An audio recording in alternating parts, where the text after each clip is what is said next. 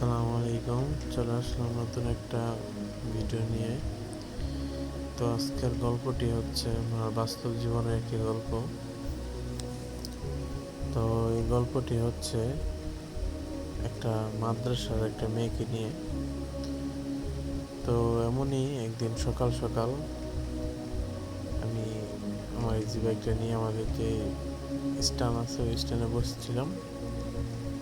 তো দেখতে পেলাম প্রায় অনেকক্ষণ পর একটা মেয়ে আস্তে আস্তে আসতেছে।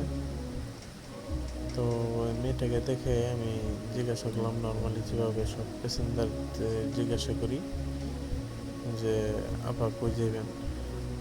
তো ওই মেয়েটাকে এরকমই জিজ্ঞাসা করছিলাম। তা আসলে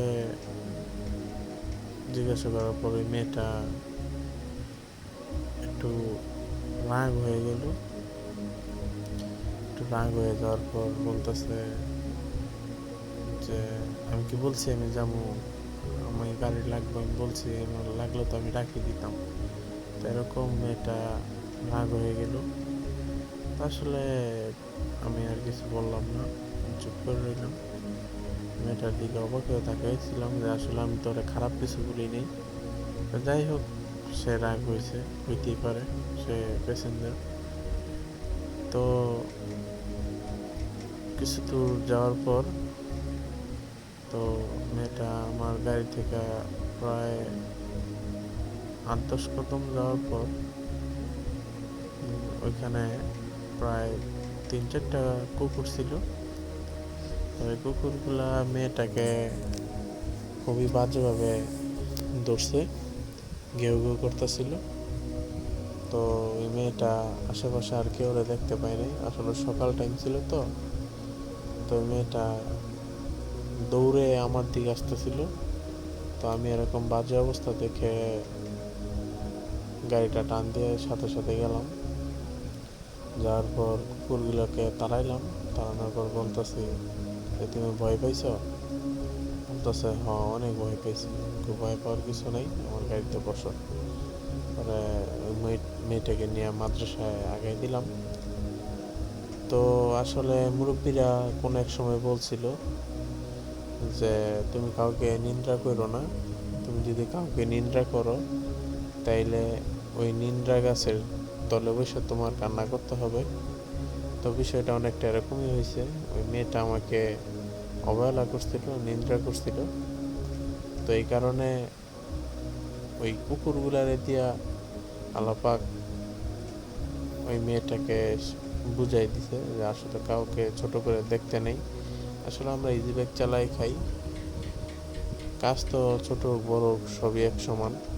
তো আসলে আমি আমার জায়গায় ভালো আছি, তো আলহামদুলিল্লাহ।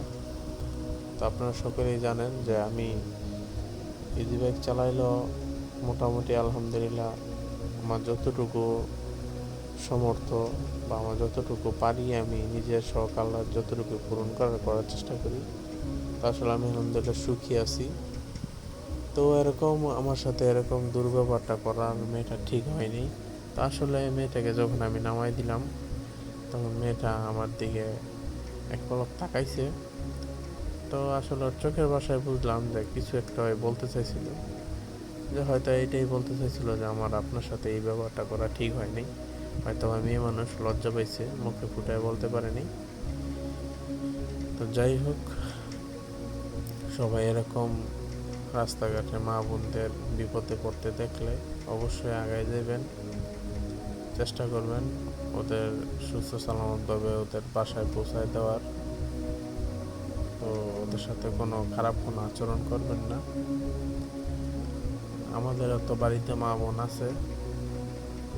তো আমরা চাই যে আমরা অন্যের মা বোনকে সম্মান করলে অন্যেরাও আমাদের মা বোনকে সম্মান করবে। তো যদি আমার কথায় কোনো ভুল ত্রুটি হয়ে থাকে সবাই ক্ষমা দৃষ্টিতে দেখবেন।